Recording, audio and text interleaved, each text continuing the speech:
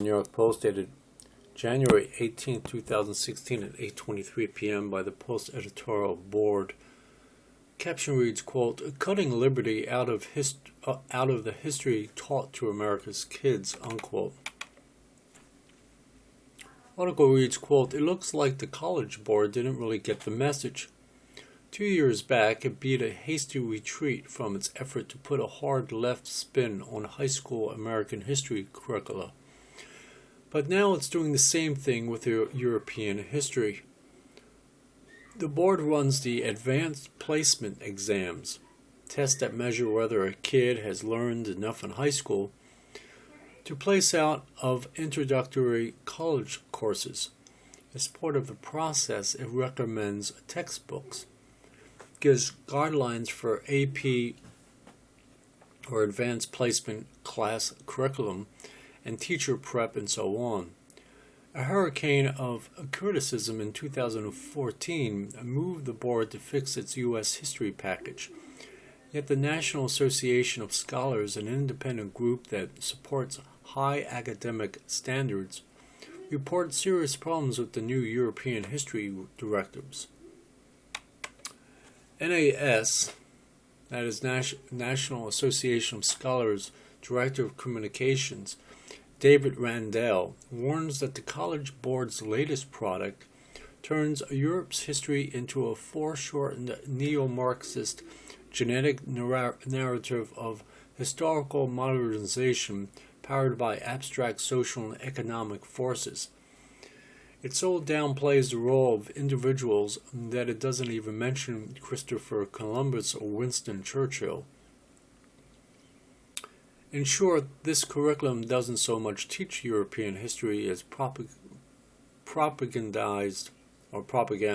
for the idea that Europe's past consists of centuries of progress toward becoming a circular welfare state whose interchangeable subjects possess neither national particularity nor faith nor freedom.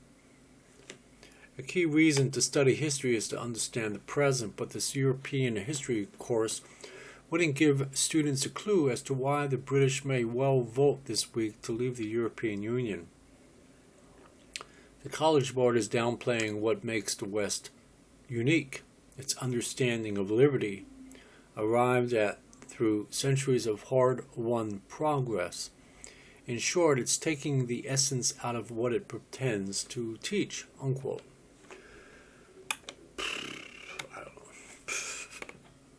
Take a vape.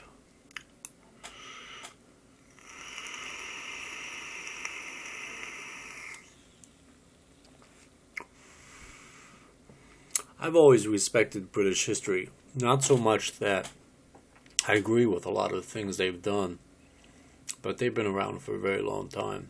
You know, they go back to 88 AD. Some of their very first kings came about that time. And they've been in a lot of wars, a lot of wars. Of course, many countries have, including America. Especially since World War II, America's been into a lot of wars that we shouldn't have been into.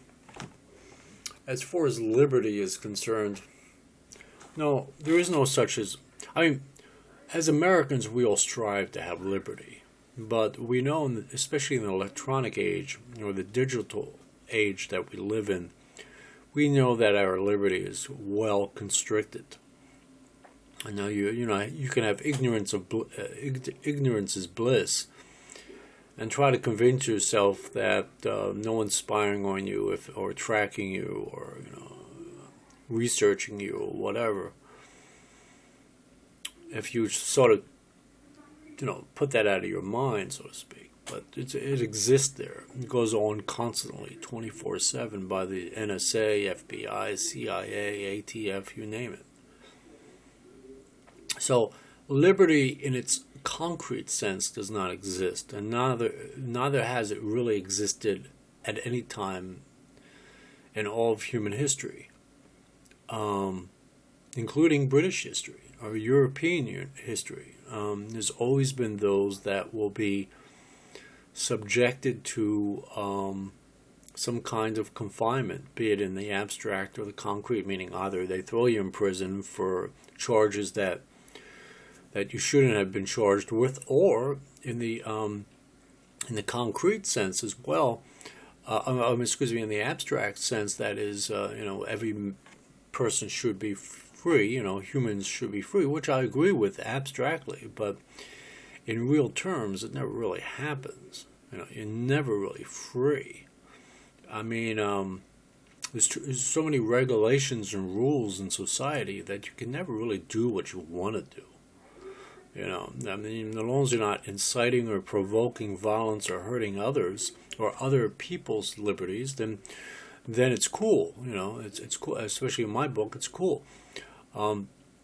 Unfortunately, the government that we have in America, the federal government, can be quite heavy-handed. And I'm sure that happens in Europe as well. So as far as liberty, and as far as like this college board or the advanced placement exams sort of twisting around things as far as history is concerned, now that's the scary part. Because what it's basically doing is brainwashing or re-brainwashing students to look at life in a different way. Because in order for you to get your degree, you must go along with the curriculum. And the curriculum is dictated by these people that are in charge of the advanced placement exams. So if, let's say, you want to get a degree in history, or you want to get a degree in social science or whatever, or in sociology or any of that, you'll have to do it according to how they want you to think, and not really as to what really happened in real terms. So, I don't. It's liberty is it's a nice idea, and even though, including myself, I strive to have my liberty in place, especially from the federal government's constraints, I also accept the fact that there's no pure liberty. You understand? There's never really, you cannot just go out and do whatever you want. Even if you live in the woods, nature itself will make sure that you don't have total freedom. Because there might be a bear, coyote, or fox, or a snake, for that matter, that will literally take your liberty and kill you over it. I mean, you can get bit by a snake, and that's the end of your liberty. Or it could bite you, and you could remain half unconscious, or you could lose a leg, or anything. So there's always limitations on liberty in the abstract and the concrete.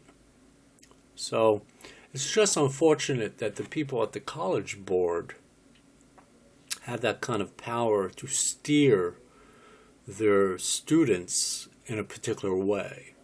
But that's been going on for a very long time. That goes back to actually to, at least in America, to about 1902 with the Rockefeller Foundation, when they started to do social engineering in classrooms. So it goes back a long time. It's nothing new. Definitely nothing new with this article, anyway.